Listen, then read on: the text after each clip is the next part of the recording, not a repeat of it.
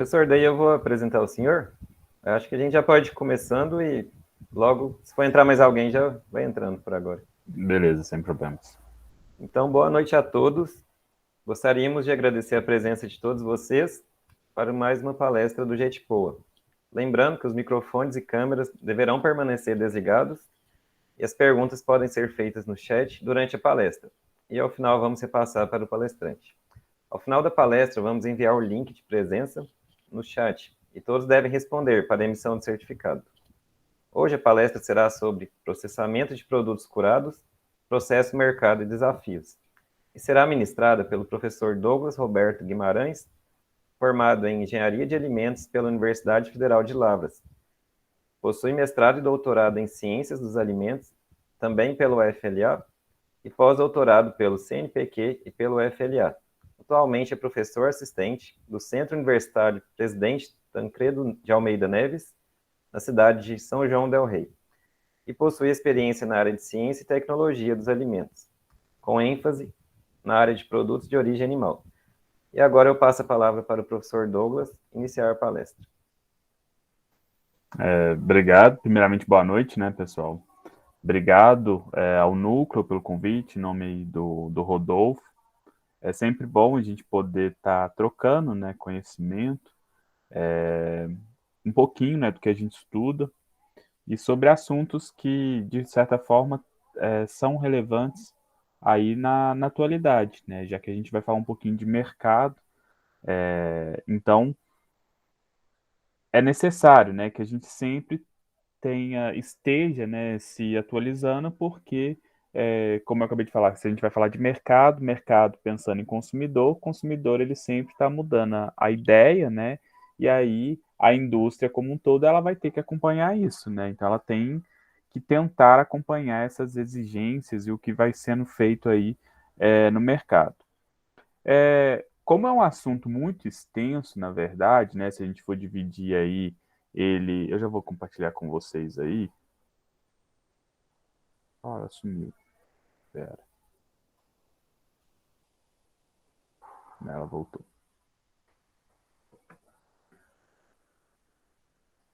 Como é um assunto muito extenso, na verdade, eu vou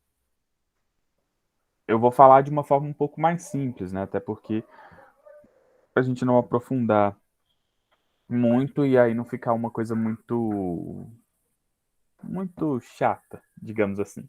Então eu vou falar das principais questões, né, que envolvem aí esse tema. E aí, como eu falei, quando a gente pensa, né, nesse tema, é um tema que dá muito pano para manga, tá? Justamente porque a gente tem aí essa questão de ser um produto curado, tá?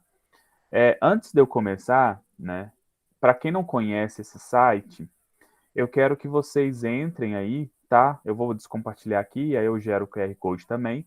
Mas para quem não está com o celular em mãos, na hora que eu gerar o QR Code aqui, quem tiver no computador, digita aí slido.com e aí vai aparecer essa página aí.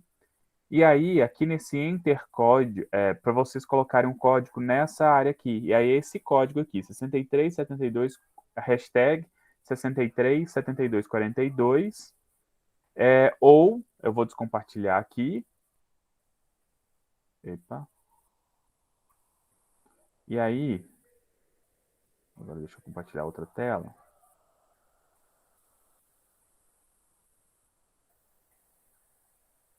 Quem tiver com o celular, aí pode já mirar a câmera aí nesse QR Code que já vai cair aqui, tá? O que eu quero? Que vocês, eu quero saber de vocês aí, né? Se vocês sabem o que é um produto curado, tá? É a primeira pergunta que eu vou fazer para vocês. E aí vocês podem me responder aí sim ou não, e aí eu quero saber, né, de vocês, para eu ter noção, se alguém tem um conhecimento prévio, se não tem, o que que isso, enfim, se sabe alguma coisa. Aí ou o código que está aqui embaixo, ou direto aqui no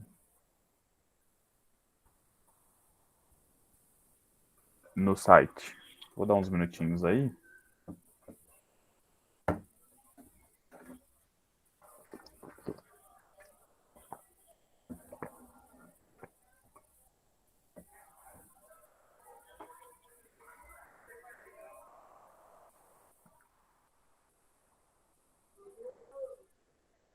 Pelo menos uma pessoa para desempatar, para eu falar que aí já desempatou.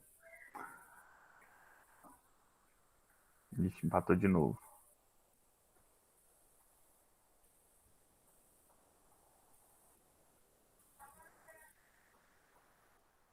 Dá mais 2 minutinhos. Deixa eu ver quantas pessoas tem. Yeah.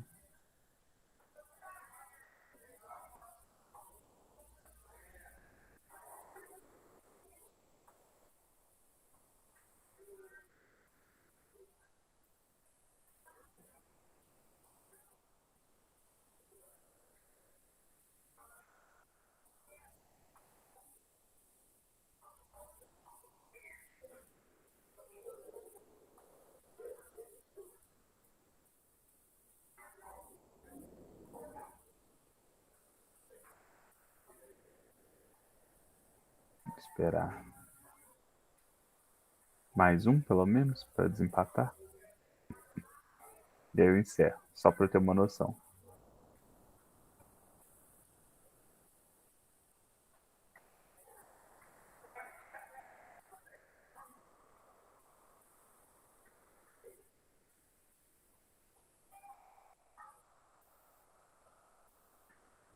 Mais alguém para votar aí? Para Professor, eu desempatar? acho que já deu as pessoas que vão votar. Já? Ah, então tá. Aham. Então ficou 50%, então. Então, beleza. Então, peraí que eu vou interromper aqui. Já interrompi, agora deixa eu voltar para cá. Então, quem tem conhecimento prévio aí, eu quero que vocês participem comigo. O que que sabe? O que que é um produto curado? O que que é uma principal característica de um produto curado? Que quem respondeu que sabe, o que que seria? Pode falar qualquer coisa, gente. Só porque eu quero que participe. E aí, a partir disso, a gente inicia, né? Definindo o que que é um produto curado. A validade dele é mais extensa que um produto in natura? Com certeza. Professor, acho que tem um tempo de maturação também para da produção dele, né? Aí a palavra certa nem é maturação, é cura mesmo. Um processo, porque aí, na verdade, essa cura, na verdade, ele pode, dependendo do produto, não é que ele eu posso até falar que ele pode maturar, mas não é uma palavra mais correta, assim. Mas aí, dependendo do produto, ele, por exemplo, pode passar por um processo de secagem e aí desenvolver a característica que ele tem peculiar. E aí não deixa de ser, de certa forma, uma maturação que acaba desenvolvendo um sabor específico. Mas é porque, às vezes, quando eu falar maturação aqui, quando a gente pensa em carnes, né? Aí maturação para carne já é uma outra história, né? Que é quando eu vou ter o amaciamento da carne, né? E nesse caso é mais para desenvolvimento de sabor, digamos assim. E aí, mais alguém com uma ideia?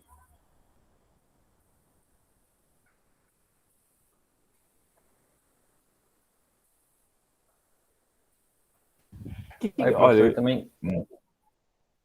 pode falar, Acho que Rodolfo. alguém ia falar, se for falar, pode falar. Eu acho que é adicionado também produtos para conservação, né? Aí eu não. Eu também estou com muita dúvida, assim, nessa parte. E acho que a minha internet está. Peraí, que eu vou trocar aqui a minha internet, porque tá dando estabilidade. Espera um minutinho só.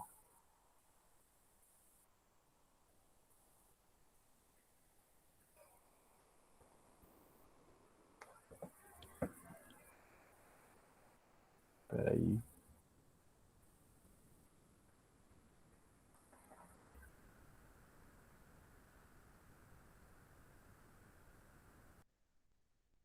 Vocês estão me ouvindo? Sim, professor. O Ah, Antônio então. Sérgio postou no chat, falando. Se o senhor Ah, quiser ler aí, fica melhor. então. Adição de condimentos, sal, nitritos e nitratos. É tudo que não tem conservado por mais tempo e de uma qualidade sensorial maior. Então, aí o Antônio já falou uma questão, né, que é a principal característica de um produto curado. A gente tem quem? Nitrito e nitrato, né? Que na verdade é um sal. E aí, quando eu adiciono, né, esse nitrito e esse nitrato, são eles que vão ser, eu posso adicionar um ou outro, obviamente, mas são eles que vão dar essa característica de um produto curado. E aí, Uma das grandes características desse produto curado é o quê? A cor rosa, né? Então, aí na hora agora, para vocês associarem o que é um produto curado, pensem em produtos carnes que a gente tem no mercado que a coloração dele é rosa. Me dê um exemplo aí, alguém.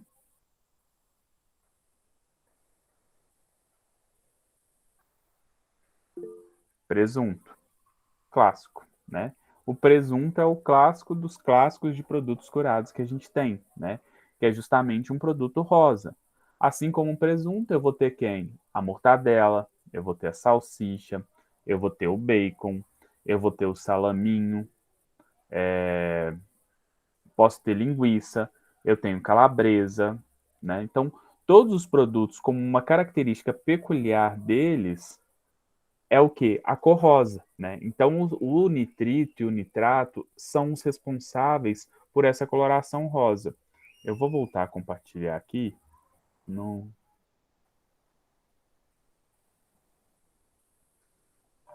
Acho que já está aparecendo para vocês aí, né? Então, o que é a cura, né? A definição. Opa. O termo cura de carne se refere à conservação de um produto por adição de sal, compostos fixadores de cor, nitrato ou nitritos, açúcar e condimentos, onde também é obtida a melhora da propriedade sensorial. E aí, né, os principais responsáveis de fato por esse processo de cura, né, são o nitrato e o nitrito, né? Ambos vão ser convertidos a óxido nítrico e aí é esse óxido nítrico mais calor que vai dar essa cor rosa. Depois a gente vai ver mais para frente nos slides, tá? E aí, né, obviamente, quando eu adiciono esse nitrato e esse nitrito, né, eu falei com vocês, então são eles que vão dar essa cor rosa. Só que a principal função deles, na verdade, né, aí comentou-se, eu não lembro quem falou, mas sobre o aumento da vida de prateleira, né, aumento da estabilidade dele, da durabilidade dele, justamente porque eles são conservantes, né, porque eles vão agir direto lá no combate, né, de um micro-organismo específico, né? Então, o nitrito e o nitrato, né, a gente conhece eles como sais de cura, tá? São tipos de sais. A gente também tem o sal que ele pode funcionar como uma cura, tá? Só que especificamente aqui o nitrito e o nitrato são eles que vão dar essas outras características desses tipos de produto, né? Como sabor, como cor, como odor, né? E aí, obviamente, como ação conservante, que aí daqui a pouco a gente vai ver.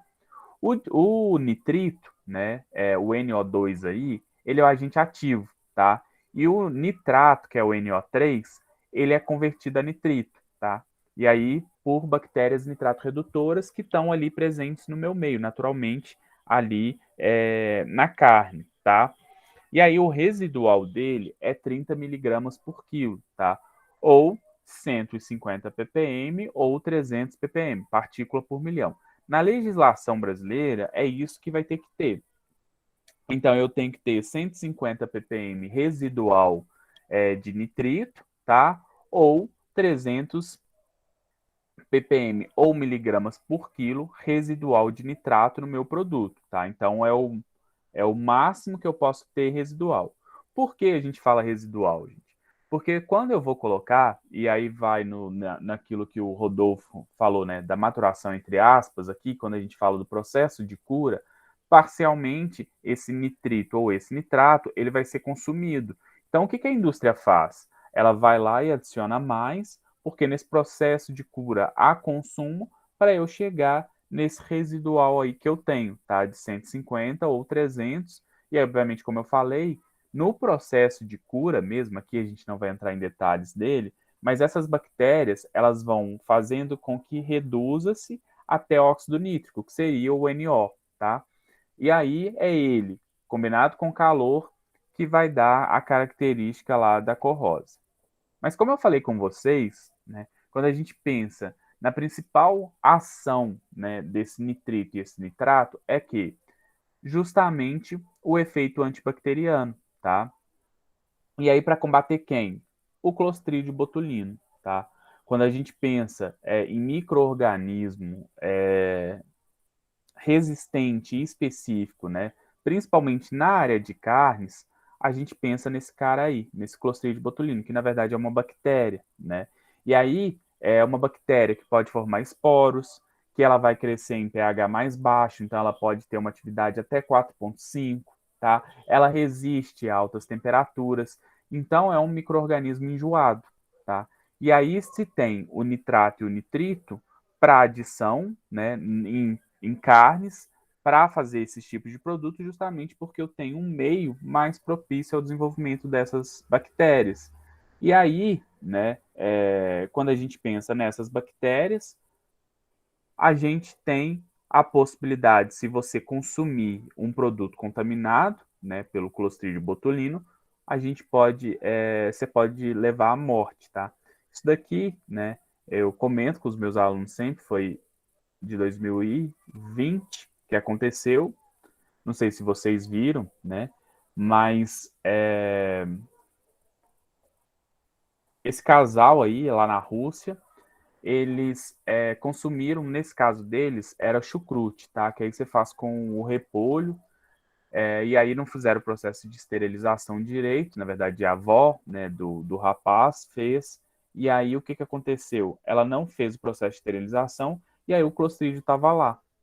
E aí o que aconteceu? Eles consumiram, né? O casal consumiu esse produto e infelizmente eles vieram a óbito.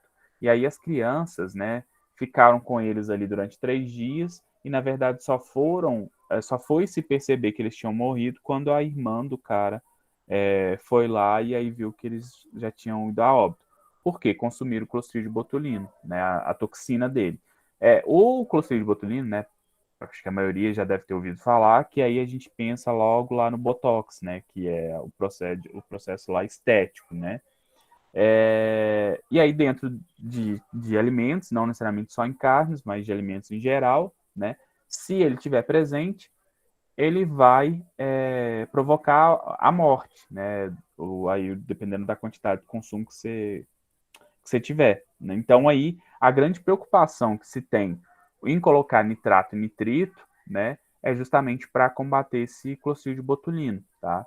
E aí, como eu falei com vocês, é óbvio que o efeito antimicrobiano, né, conservante é o principal, mas ele também é responsável por sabor, aroma, cor e ainda funciona como um antioxidante, né? E aí, quando a gente pensa em vida de prateleira, a oxidação de um produto é determinante também, né, na aceitação desse produto para o consumidor, né? Então não adianta o meu produto tá ótimo microbiologicamente falando, mas aí sensorialmente falando ele não vai estar legal. Então outra importância é eu estudar essa parte da oxidação, né? Se ele tiver com gosto de ranço, a gente enquanto consumidor vai tender a rejeitar esse produto, tá? Alguém já tinha ouvido falar sobre nitrato e nitrito? Agora vocês podem abrir o áudio, se alguém mandar no chat eu não consigo ver. Show.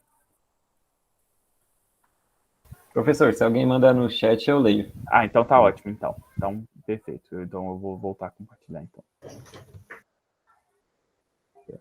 Ah, já tava, né?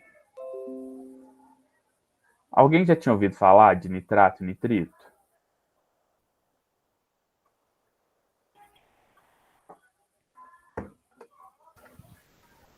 Professor, o pessoal tá falando que já. Eu já tinha ouvido falar, no ensino médio, um professor falou que se jogasse na carne, ela ficava com a cor bonita, e daí depois na faculdade a professora explicou, né? O professor explicou. Ah, Mas entendi. antes Pode era falar. uma coisa bem distante, né? Sim. É porque, na verdade, quando a gente pensa, né, no nitrato e nitrito, e aí quem às vezes já pode ter ouvido, né, essa importância que ele tem, mas aí pode ouvir também as coisas que ele pode ser mal, né, ser vilão. E daí, né, no final a gente vai ver que essa questão dele ser considerado, entre aspas, um vilão é o que faz a indústria já estar pensando, né? E na verdade a gente, não só a indústria, mas a gente da pesquisa, né? Está pensando em alternativas justamente para reduzir essa quantidade de nitrito presente aí nos alimentos, tá? O que acontece? Se a gente for buscar na literatura, né, alguns trabalhos mostraram algumas questões que podem acontecer como desvantagem do uso de nitrito. Não do uso no produto, mas do consumo de um produto que seja curado, tá?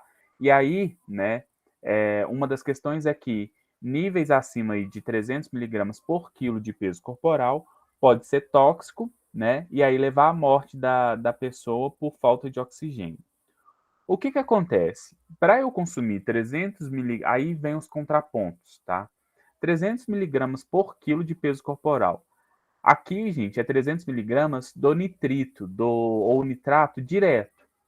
Aí vocês pensam, se num presunto, por exemplo, eu tenho 150 ppm, então 150 miligramas por quilo de presunto, vocês imaginam, vamos supor, eu peso 83.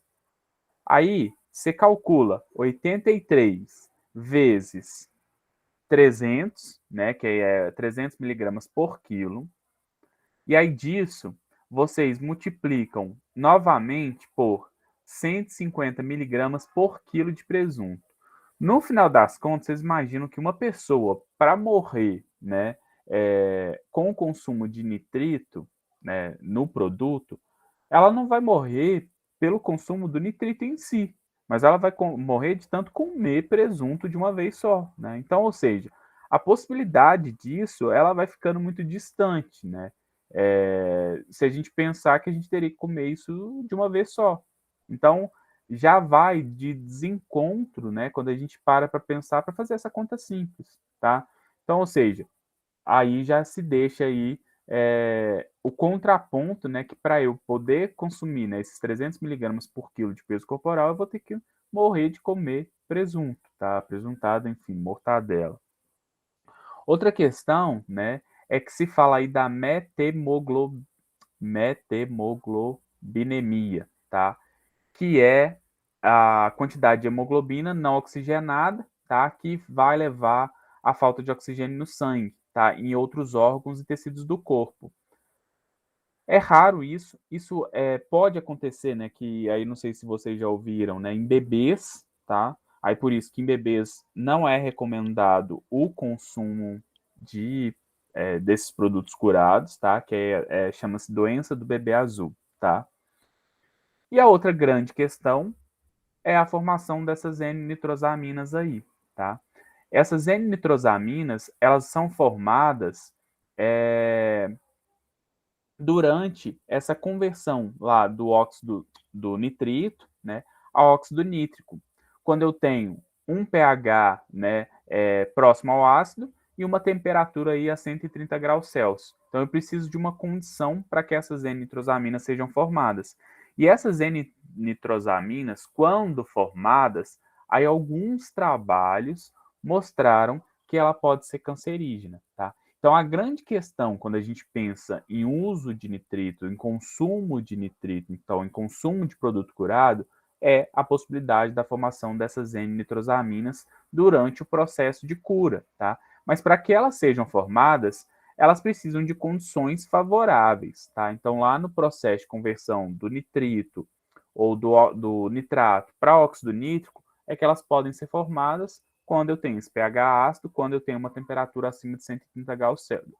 130 graus Celsius. Se eu pensar nessa temperatura, gente, é quando eu tenho produtos, por exemplo, esterilizados, tá? Quando a gente pensa no cozimento, por exemplo, de presunto, mortadela, a gente não atinge essa temperatura, tá? A nossa temperatura, ela vai chegar a 95 graus Celsius, por exemplo, 90 graus Celsius, que é quando o interior do meu produto chega a 72. Quando ele chega a 72, o produto já está cozido, tá? Então, ou seja, eu preciso de uma condição para que ela seja formada. E aí, dentro da indústria também, existe uma alternativa para quê?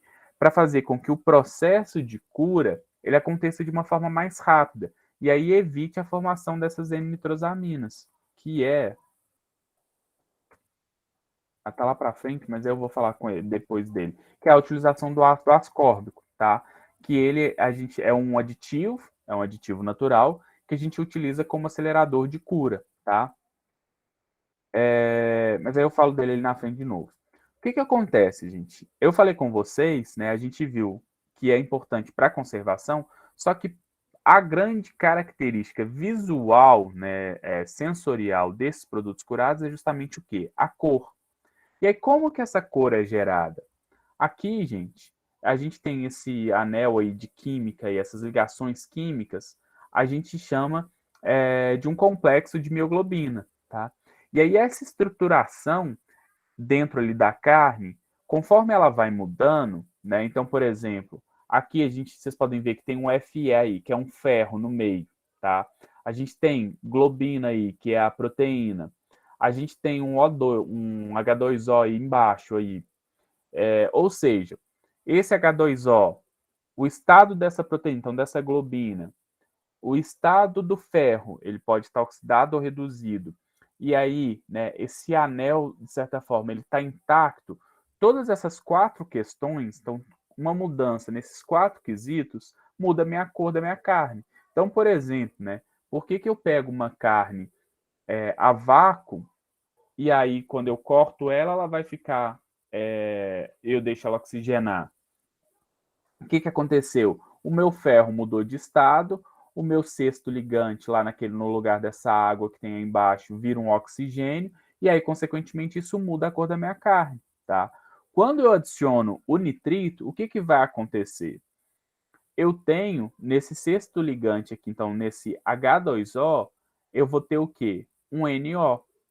E aí, eu formo essa nitrosomioglobina, tá? Que é essa cor aí do meio aí que vocês estão vendo, NOMB, tá? A foto não tá muito boa, mas esse rosa aí, tá? É um vermelho rosado que a gente chama.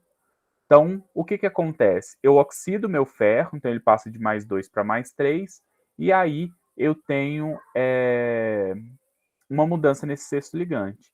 Então, quando eu tenho alguma influência, né, seja externa, ambiente, ou seja, uma condição que eu dou ali para minha carne, ela vai ter interferência nesse anel aí, nesse complexo da mioglobina, e aí, consequentemente, isso vai mudar a cor da minha carne, tá? Então, se eu adiciono, por exemplo, se tem um micro-organismo, isso vai fazer com que haja mudança na minha cor.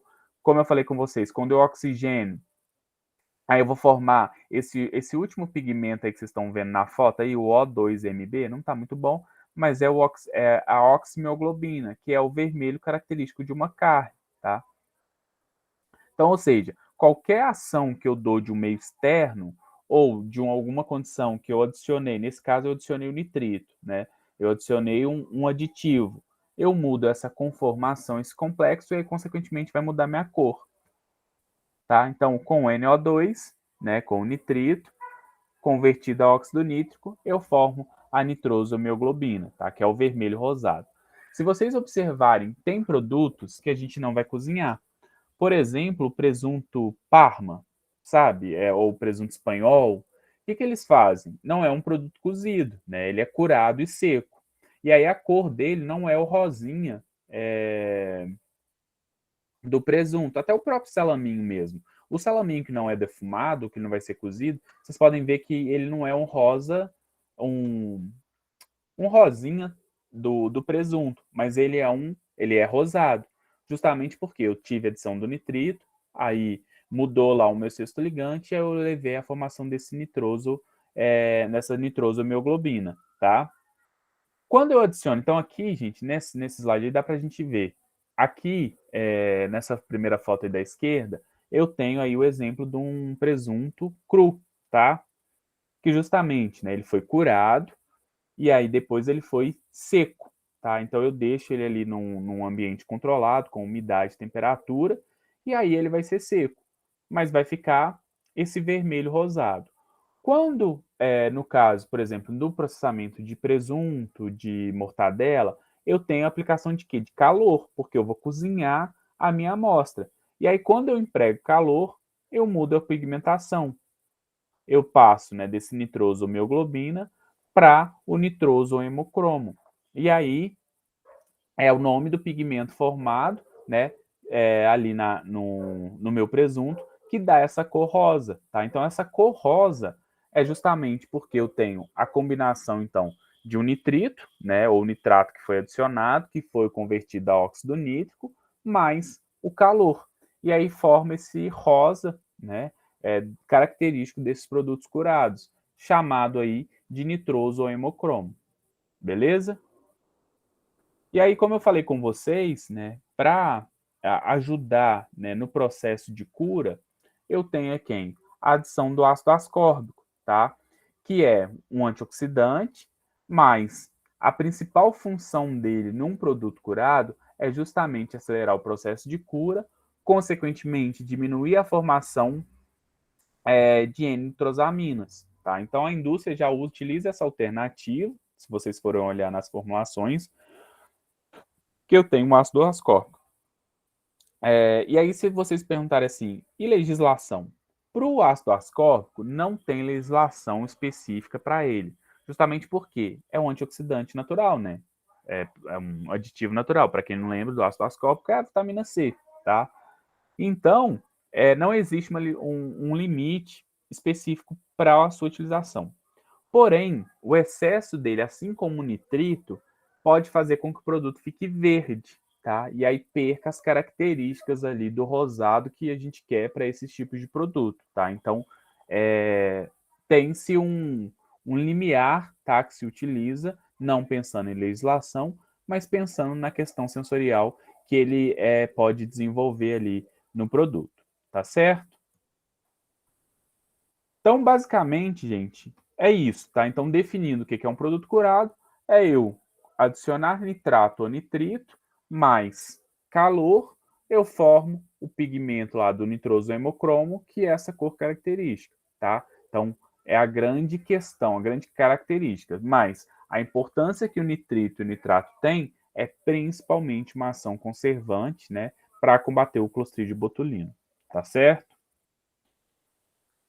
E aí, quando a gente pensa, então, em produtos, né? A gente já comentou aí sobre os produtos que eu posso adicionar, tá?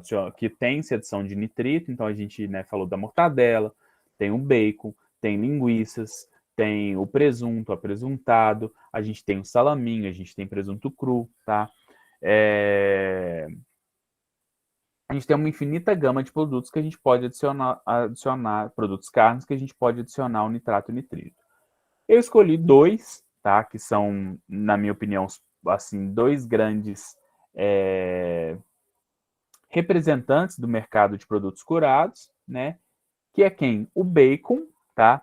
Essa reportagem aí é de 2020, tá? E aí a gente a maioria das pessoas gostam de bacon, né? E aí o bacon combinado com vários outros alimentos, né? Ele tem aí o seu espaço. E aí, para a gente só ter uma noção da importância dele, né? É que aí a gente tem um dia específico, né? O dia do bacon,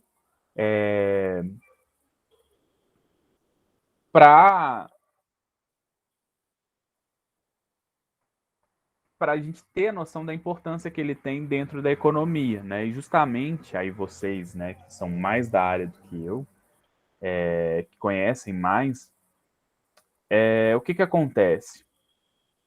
A produção que a gente tem aí de carnes no Brasil, e aí se a gente pensar, né, suínos, é um dos grandes produtores que a gente tem, né, no mundo, é aqui, né? E aí o que acontece? Se a gente pensar não em produção, mas se a gente pensar em relevância de produto processado no mercado, a maioria dos produtos carnes que a gente tem no mercado é quem? É de origem suína, né? Justamente porque eu consigo agregar um valor maior nessa carne, né? Já que a gente tem aí a carne bovina disparada como uma carne muito mais cara, né?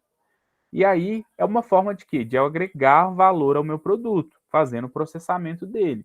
E aí, a partir dos cortes suínos, a gente tem uma infinita gama de produtos. Tanto que os que a gente falou aqui, né? A maioria é de origem suína, né? A gente tem alguns tipos de linguiça, a gente tem alguns tipos de calabresa, enfim, que a gente pode ter uma adição de salame, que a gente pode ter adição parcial de carne bovina, mas a maioria é justamente de carne suína, tá? E aí, só para vocês terem noção de valores, né, aí na produção anual, e de acordo com fatura de cerca de 4 bilhões de reais, tá? Então, para a gente ter noção da importância que ele tem. E aí, se a gente for ver o que é o bacon, tá? O que fala a legislação?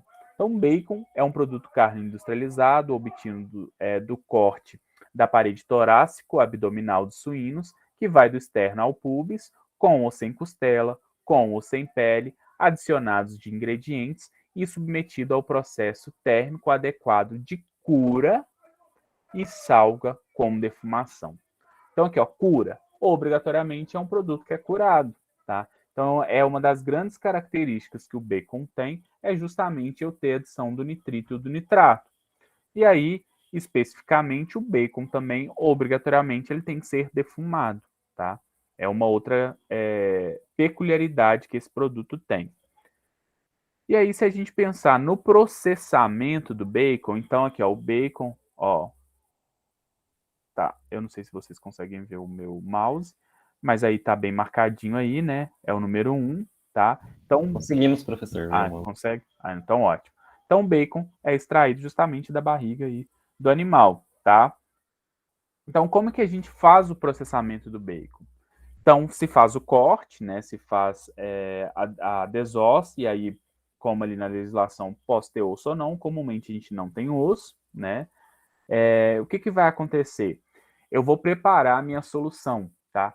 A minha solução é o quê? Eu colocar água, sal e nitrito ou nitrato, tá? E aí, na proporção, vai depender, né, de cada mercado aí, de cada indústria, tá? Mas obedecendo a legislação que eu tenho que ter no final 150 ppm. Então, para você fazer o cálculo dessa salmoura, aí vai depender de cada indústria, tá? Não tem uma fórmula específica para eu poder fazer isso, tá? Para eu achar esse valor. Mas a gente sabe ali, segundo a legislação, que no final eu tenho que ter 150 ppm residual desse nitrito, tá? Então eu preparo essa solução. Eu posso, aí eu preciso de injetar. Eu posso injetar, né, fazer com a injeção, então que a gente chama de salga úmida, tá? Então é injetar direto aí essa solução na minha carne, tá? Na indústria obviamente isso é o mais fácil de se fazer, tá? Ou eu posso fazer uma solução e imergir esse bacon, tá? Então essa carne nessa solução, ou eu ainda posso fazer uma salga seca, tá? Mais comumente é a salga por injeção, tá? Então eu vou injetar ali essa solução contendo água, sal e nitrito ou nitrato, tá? Na minha carne, tá? E aí depois, beleza. Aí essa carne ela vai ser massageada e vai sofrer o processo de tombeamento. Por quê? Justamente eu preciso que toda a minha carne, então todo o meu bacon, né, ele sofra o processo de cura e salga por completo, né, de uma forma homogênea. Então esse tombeamento, a gente tem um equipamento dentro da indústria que chama tumbler. O tumbler é tipo um cilindro, então na verdade é um cilindro, e aí o que vai ficar acontecendo? A carne, ela é jogada lá dentro, e aí ela vai ficar rodando ali. E aí isso vai fazendo com que ela seja massageada e tombeada. E aí, consequentemente, eu tenha aí uma homogeneização na minha cura ali, tá certo? Depois disso, né, a gente geralmente deixa aí de 12 até 12, 18 horas. Aí não existe também uma fórmula específica para isso, para o processo de cura, tá? Mas geralmente a gente deixa de um dia para o outro, tá? É o ideal justamente para eu desenvolver essa cor rosa aí mais característica, tá? Depois disso, o que vai acontecer? O meu produto vai ser defumado, tá? Então, o meu bacon, como uma característica dele, é ser defumado. E aí, é uma defumação, né, geralmente a quente, né? Então, eu vou ter, além, né, do desenvolvimento do sabor, né, de produto defumado, eu vou ter o cozimento dele. Então, o bacon que a gente consome, teoricamente, ele está cozido, tá? É óbvio que a gente, né, culturalmente, a gente vai fritar ele, né, antes de consumi-lo, né? Mas, teoricamente, no processo de defumação, é para ele ter passado por um processo de cozimento também. E aí é a defumação que vai trazer, né, a característica dele lá de dourado, né, aquele dourado bonito que a gente tem ali na estrutura dele, né, que é a reação de Maillard que aconteceu ali, tá?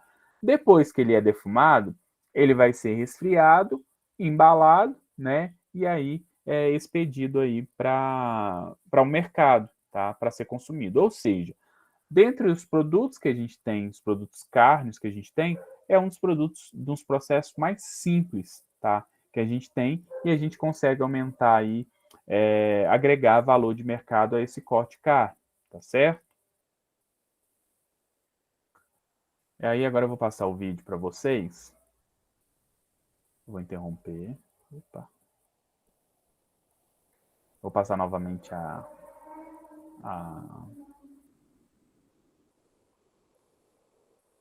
Opa, não é isso não. É isso daqui. Eu vou fechar meu áudio, tá? E aí eu quero que vocês observem, depois a gente vai lá para o Slido, que eu quero que vocês respondam, e depois a gente volta para cá, tá?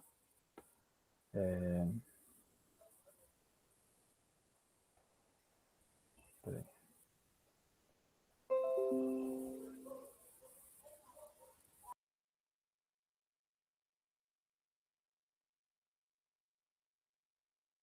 Todo mundo sabe que a Seara é minha marca preferida, então nem preciso de roteiro, eu sei do que eu tô falando. Eu adoro o presunto Seara, porque tem muito mais qualidade e sabor. É 100% pernil, rosadinho, tem menos sódio e só 12 calorias por fatia. Uma delícia! O meu sanduíche eu prefiro assim, bem recheado de presunto Seara.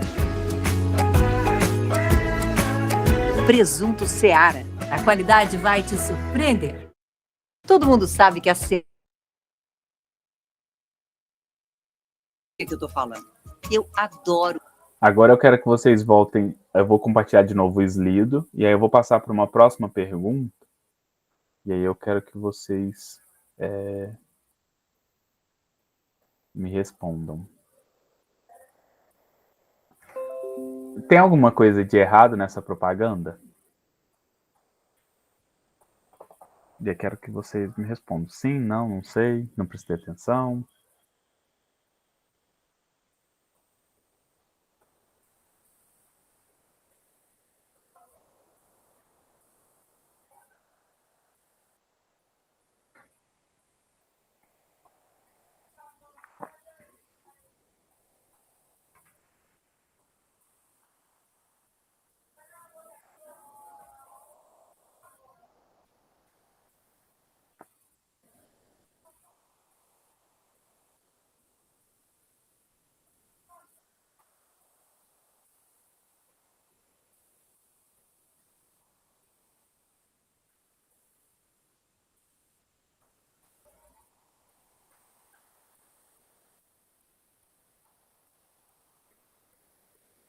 Mais alguém?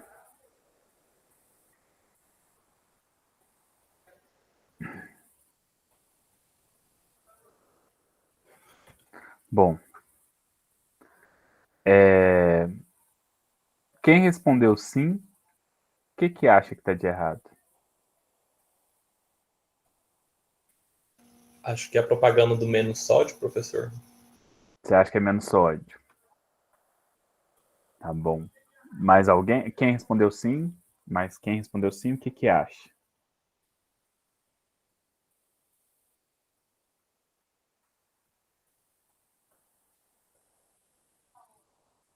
Vocês comprariam esse presunto, tipo assim, com essa propaganda, tipo assim, o que mostra ali que tem de diferente desse presunto Seara para os outros, que pode ter de diferença para os outros?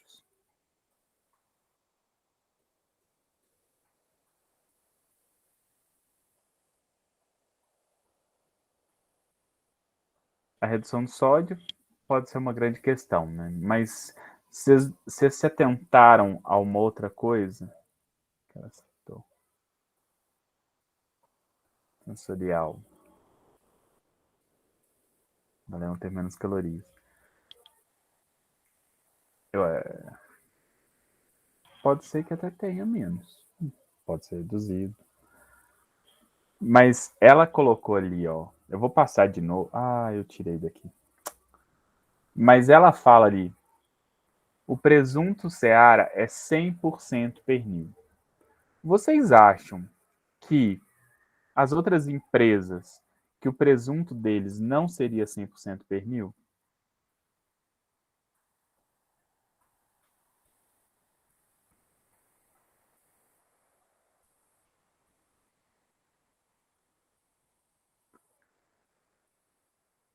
Exatamente, Rodolfo. Todos os presuntos são 100% pernil. É legislação isso. Então, quando a gente pensa, por exemplo, nessas propagandas da forma com que são feitos, né, para quem não tem um conhecimento prévio, vai acreditar, nossa, não, pera. Então, o outro presunto ali, sei lá, da Sadia, não vai ser 100% pernil, então eu vou consumir esse outro porque eles estão alegando que o deles é 100% pernil. Porque os produtos carnes, de uma forma geral, né, são massacrados naquela coisa que sempre se utiliza resto, que é sempre uma mistura de carnes, de animais, enfim, para dar origem, né, quando a gente para ver os absurdos que a gente encontra. E aí você pega uma propaganda dessa, que fala que o produto é 100% pernil, aí, para quem não conhece, fala assim, oh, poxa, não, vou comprar Seara porque é, é diferentão, né?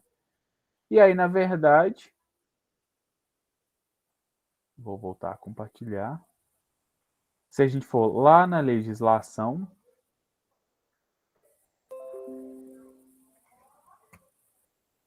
aí só, gente, mais uma outra grande questão do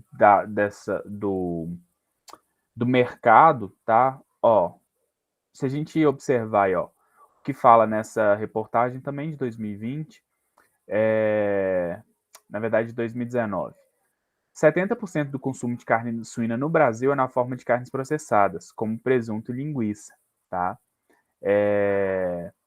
E aí o que, que acontece? É mais um dos grandes motivos que a gente tem, né? A utilização de carne suína para o processamento de produtos carne de uma forma geral. Por isso, né, que a gente tem aí como o carro-chefe, né, de produtos carnes, a utilização como base a carne suína, tá? E aí quando a gente vai lá na legislação, então, o que, que é presunto? Entende-se por presunto cozido, seguido das especificações que couberem um produto carne industrializado obtido exclusivamente com pernil de suínos desossado, adicionado de ingredientes e submetido a um processo de cozimento adequado. Ou seja, né, na verdade, não é que seja uma propaganda enganosa, mas eles estão colocando lá, né, quando eles fazem esse vídeo, que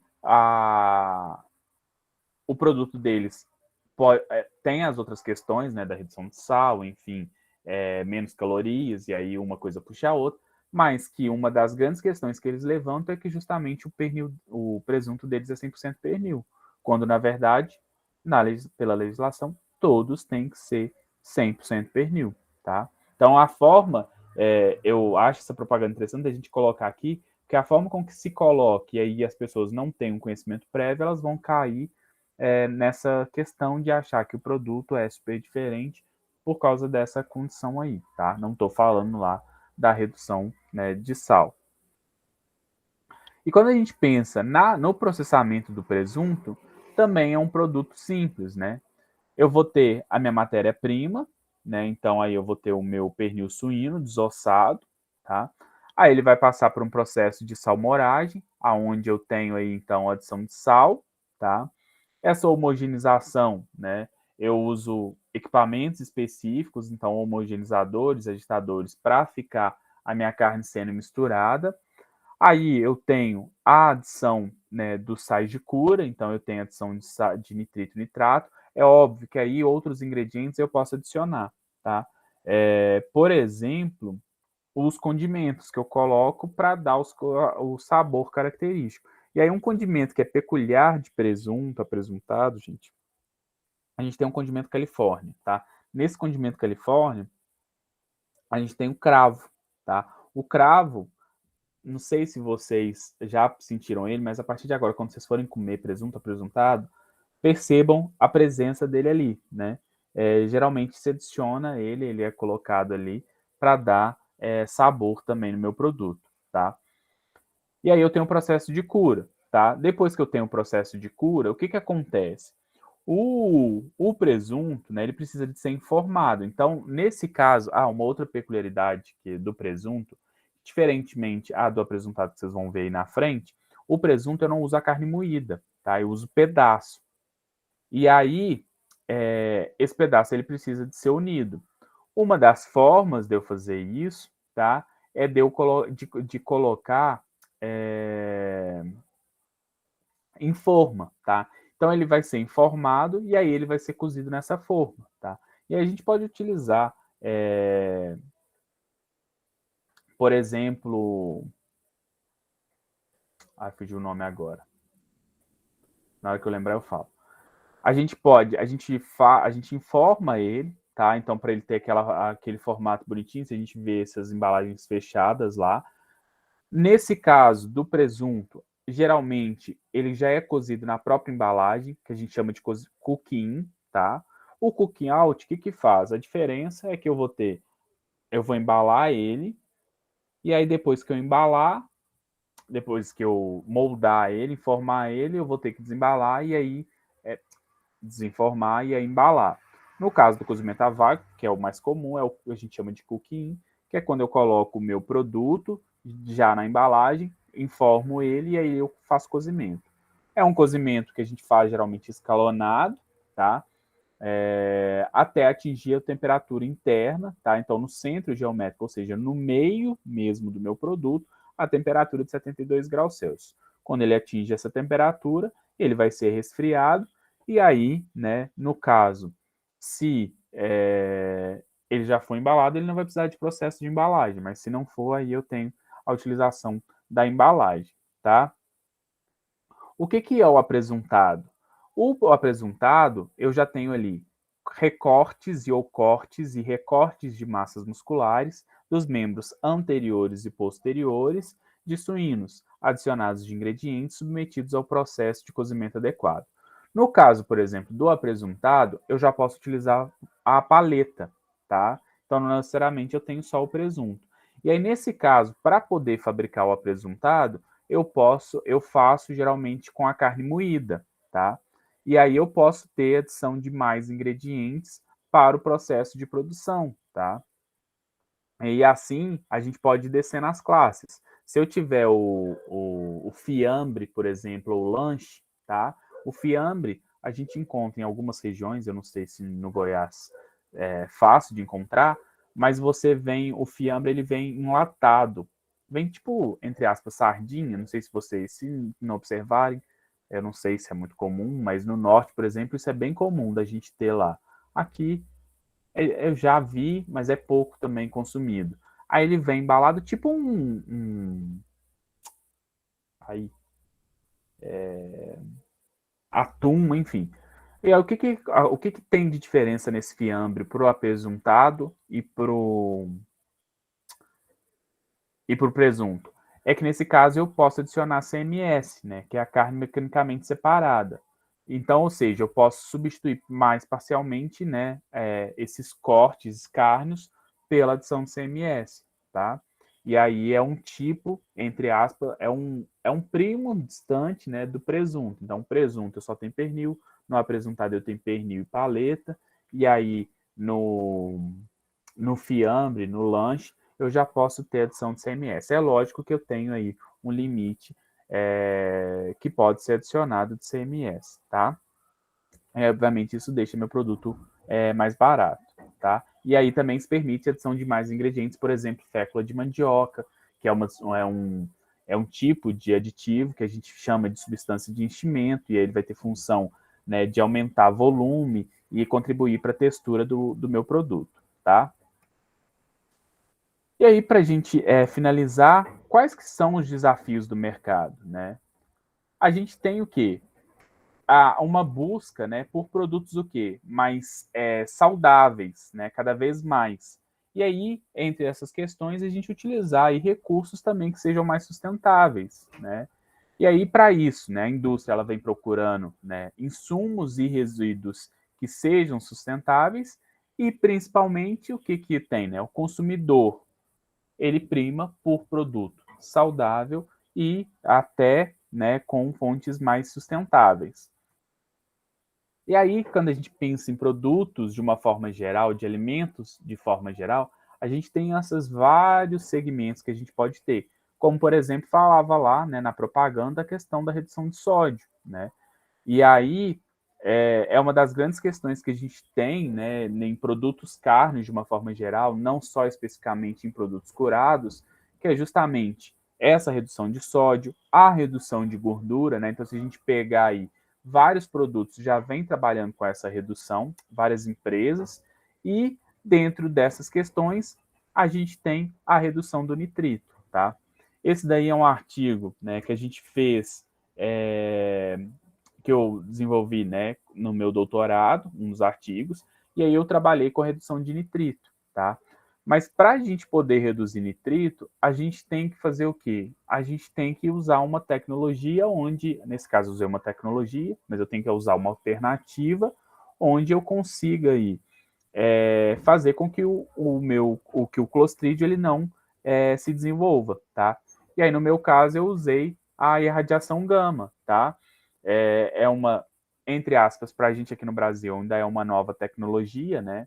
É um lado aí que dá muito pano para manga pelo um preconceito das pessoas de achar, né, de consumir um produto irradiado, que ele pode desenvolver, a pessoa ao consumir, né, pode desenvolver alguma coisa, enfim, algum tipo de câncer, porque elas acabam associando a irradiação ao câncer, né? E nesse caso a gente utilizou, então, para eu poder reduzir o nitrito e combater o Clostridium, eu utilizei a irradiação gama. E quando a gente pensa em tecnologias que fazem se manter as características do produto, né, a irradiação ela é bem tranquila. Por quê? Eu não tenho, por exemplo, elevação de temperatura, eu uso temperatura ambiente, né? E ela é extremamente efetiva quanto a parte aí microbiológica. No meu caso, né, a gente usou doses bem baixas, tá? Você tem doses altíssimas. Na legislação, na verdade, não se fala, né? Não tem uma dose específica que você possa utilizar, mas que se fala é que tem que ser uma dose suficiente, que essa dose não, ela tem que ser, que ela não pode ser problemática à saúde, tá? Para ela ser problemática, eu teria que ter doses altíssimas. E no caso de produtos, pensando, né, na questão de conservação, as doses são muito baixas. No meu caso, gente, por exemplo, eu utilizei 6 kg, tá? Então isso é muito baixinho. Pra vocês terem noção, se utiliza muito para lapidação de pedras preciosas. Aí você utiliza lá na casa de 1.000 kg, enfim, aí fica dias lá irradiando, né? E aí você agrega valor nesse tipo de produto aí, tá? Em pedras.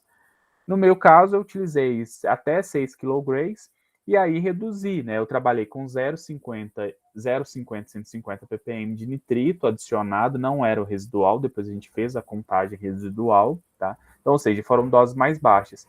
E a gente viu, né, que utilizando aí 6 kg, eu podia reduzir para 50 ppm, né, o nitrito. Então, eu diminuía, caiu, né, em mais de 50% a utilização de nitrito. E aí a gente fez, né, toda a parte físico-química e a gente fez a parte sensorial também, tá?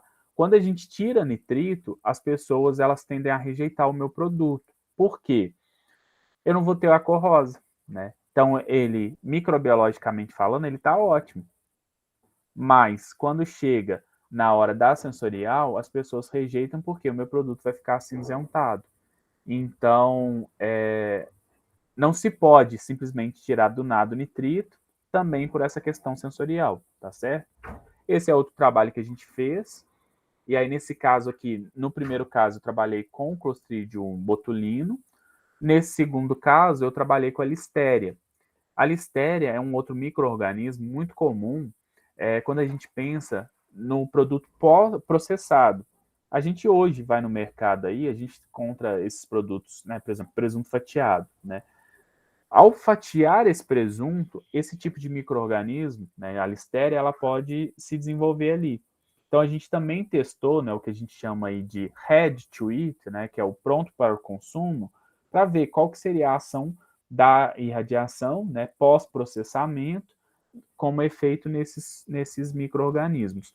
No caso da listéria, é um micro-organismo menos resistente, então a gente utilizou aí até 2 kg de dose de radiação. E a gente viu que se eu pegar, cozinhei meu presunto, fatiei, embalei, vou lá, irradio e coloco na gôndola do supermercado, esse micro-organismo, se caso ele tivesse ali por uma contaminação, por manipulação, enfim, por uma condição pós-processamento, ele também vai ser inativado, tá? E aí a gente consegue também, utilizando 50 ppm de nitrito, e aí 50 aí, entre 1, né, e 2 kg já é o suficiente para a listéria não se desenvolver, tá?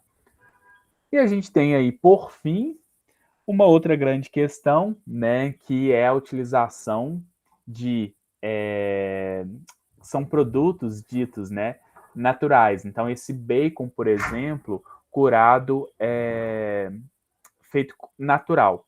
E aí, se vocês olharem o ingrediente, né, eu tenho aí o corte suíno, eu tenho água, eu tenho sal, e aí eu tenho, né, açúcar, e aí eu tenho esse cara aqui, que é o aipo, tá?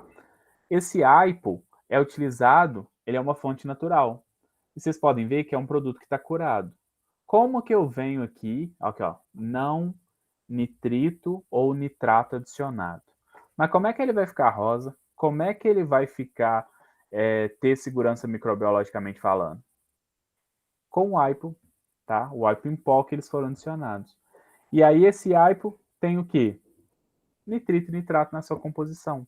Então eles dizem uma origem vegetal, mas na verdade, e aí aqui eu não entrei em discussão, se a gente for olhar, né, na nossa alimentação, no nosso consumo de nitrato e nitrito, a maior parte, né, no dia a dia, vem de produtos vegetais. Então, o que as indústrias fazem? Elas estão, né, utilizando, entre aspas, alternativas, nesse caso aí, de um produto natural, mas que eu tenho nitrato e nitrito para manter aí as características, né, que eu preciso, principalmente em segurança microbiológica. E aí eles vêm aqui e falam, não, nitrito e nitrato não adicionado, mas na verdade, nesse aipo aí, eu tenho o meu nitrito e o meu nitrato, tá? Aqui no nosso país a gente ainda não tem esse tipo de produto, né? Mas já se vê uma preocupação em relação a isso, justamente por essas questões que eu levantei aí para vocês, tá certo?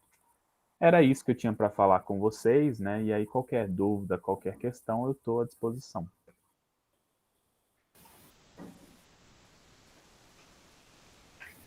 Eu gostaria de agradecer, professor, em nome do GETPOA, pela ótima palestra. Foi um assunto que a gente vê pouco na graduação e agora deu para aprofundar um pouquinho mais.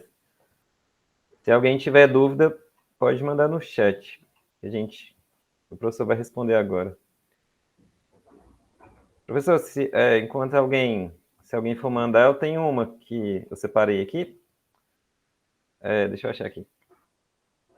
Eu queria saber se tem alguma pesquisa se os sais de cura, nitrito ou nitrato, eles inativam cistos teciduais, seja da toxoplasmose ou cisticercose, em produtos curados não cozidos. Olha, que eu saiba, não, viu? Que eu saiba, assim, de cabeça, não tem, tá? Não tem. Então, E aí, entendi. aí, na verdade, é uma questão que pode ser pensada aí, mas que eu saiba, não. Assim, rapidamente pensando, não. Sim, é porque a professora deu aula essa semana, eu fiquei com isso na cabeça. E ela falou justamente sobre isso? Não, ela falou consumo de carne vermelha, né? E daí, quando você falou presunto não cozido, eu já lembrei. Entendi, não, Aí, nesse caso, que eu saiba, não tem, tá? Uhum. Eu tenho mais uma sobre a radiação gama. Em relação ao preço do nitrito e nitrato, ficaria mais ou menos igual? Ou uma é mais barata, outra é muito mais cara? A radiação fica muito mais cara. Isso aí impede, né, um pouco. Sim, na verdade, porque, por exemplo, não é qualquer lugar que você vai ter, né? A radiação gama. Então, aqui no Brasil, se eu não me engano, são só 3 lugares que fazem isso. Então, tipo assim, o deslocamento, enfim, tudo para isso acaba ficando um pouco mais difícil. Hoje já se tem estudos com, por exemplo, outras fontes, outras tecnologias que são alternativas, por exemplo, o VC, tá? Que aí o VC você consegue construir uma câmera simples, e aí já se tem estudado sobre a possibilidade de utilização, não só em produtos curados, mas, por exemplo, em carne moída, em outros produtos, que para você aumentar a vida de prateleira é uma tecnologia teoricamente simples e barata, né? Porque realmente, se você comparar nitrito e nitrato, é muito mais barata, não tem nem por que continua. Tipo assim, usar, porque na verdade o que vai acontecer? O produto vai ficar mais caro, e aí o consumidor ele quer um produto ótimo, mas não quer pagar mais caro também, né? Esse é um problema, né? Aí inviabiliza um pouco. O Antônio Sérgio perguntou agora se a radiação gama tem uma legislação para limitar o uso. Então, específica não existe, tá? É justamente o que se fala na legislação que você pode utilizar até o limite que que não cause algum dano para a pessoa, tá? Para o consumo ali daquele alimento. Mas para fazer isso, você precisa de doses altíssimas. Na verdade, você precisa de entrar em contato direto com a fonte. E como eu falei, em alimentos as doses são muito baixas, tá? Tipo assim, então, ou seja, não tem preocupação em consumir esses produtos que são irradiados, tá? E a gente tem aí no mercado alguns produtos que são irradiados. Reparem, às vezes, nos rótulos que a gente já tem. E aí eles vêm, os produtos que são irradiados, eles podem ter uma radura, que é tipo são 3 setinhas verdes assim, que elas formam tipo um triângulo, tá? E aí é sinônimo de que ele é um produto irradiado. A gente tem a Ruffles de cebola. É verdade. Ela é irradiada. Não é o Ruffles inteiro, mas é justamente a cebola desidratada que você utiliza na fabricação desse Ruffles cebola, aí vem lá distinguido lá, né? A gente tem aí alguns... a gente tem o Sazon, a gente tem Miojo, a gente tem algumas empresas, algumas marcas fazem esse uso da irradiação. Pois é, professor. Então, acho que foi isso as perguntas. Os meninos aqui elogiaram a palestra.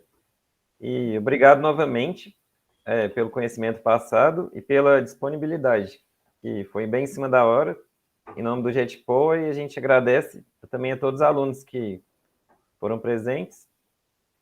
E essa palestra vai estar no YouTube também, a gente vai colocar em nosso canal. E é isso. Obrigado e um ótimo final de semana para todos. Obrigado, eu que agradeço aí o convite. E aí, precisando, eu estou às ordens, viu? Boa Obrigado, noite aí, professor. pessoal. Boa noite.